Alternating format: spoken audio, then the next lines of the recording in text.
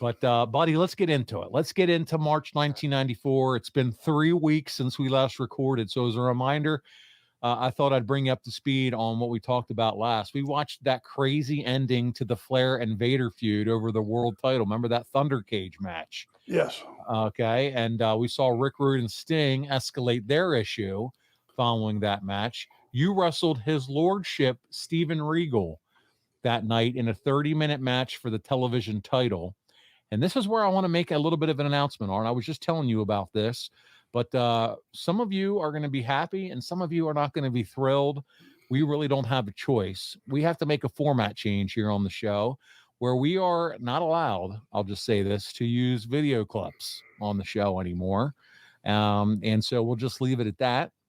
It is what it is. But Arn, the good news is we still have a lot of stories to tell regarding your career, and we're going to do our best. We're going to start referencing some televised wrestling and the pay-per-view events, but we're going to lean into some other sources that were available for wrestling at this time, including magazines, newsletters, because that's what we have. We have that at our disposal with not having those clips. Now, listen, Arn, I've heard feedback from people over the time of the show that were like, oh, you play too many clips. So we've just made some of the audience happy that don't have to sit there and listen through the clips.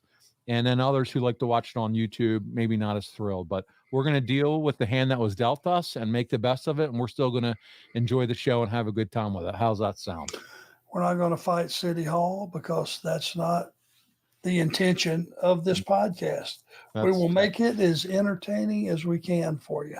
There you go. So we'll do that, and we're going to get started with this month's show, March 1994. And I'd like to begin our coverage this week, Arn, by sharing some of what was written in the February 28th, 1994 edition of The Observer about the SuperBrawl pay-per-view event itself.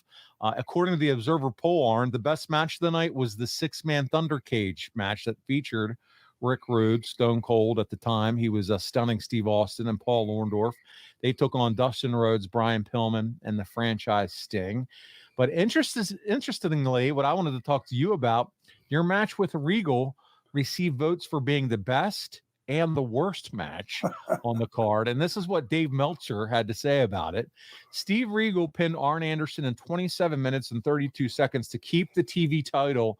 When Anderson went for a sunset flip, Regal grabbed Sir William's umbrella and sat on Arn for the pin. Way too long. They shaved time, so it was announced as being 6 seconds before the 30-minute time limit expired. This pin, and before the time limit expired, that this pin actually took place. Dave Meltzer gave it a half-star rating. Before we get into his assessment, Arn, so many wrestling fans make a big deal about what Meltzer writes, whether they agree with it or not.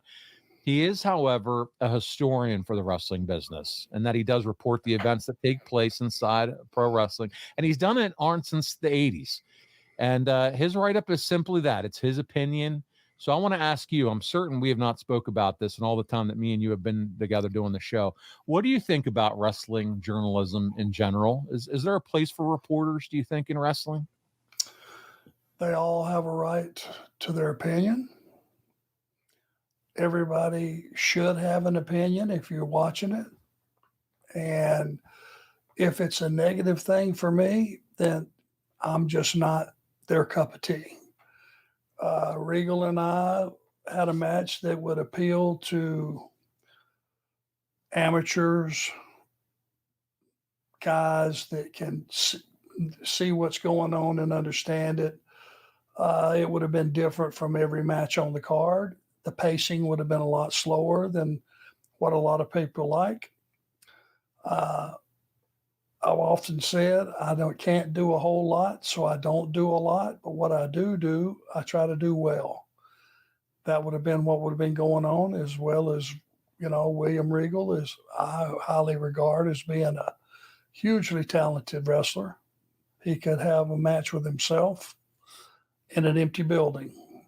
And it would be, for those of us that appreciate what he does, it would still be entertaining. So that's cool. If Meltzer thought it was, I'm sure he thought it was not so high impact, not a lot of stuff out on the floor, not a lot of excitement.